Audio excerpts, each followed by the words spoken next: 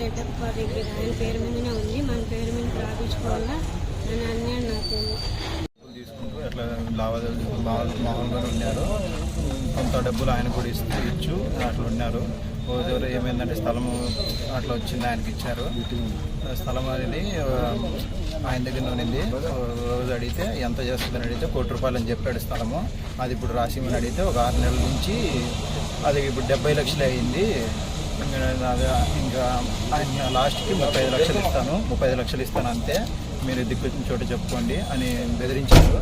6 నెలల నుంచి ఇట్లా వివాదాలు జరుగుతున్నాయి, మాకు న్యాయం చేయండి.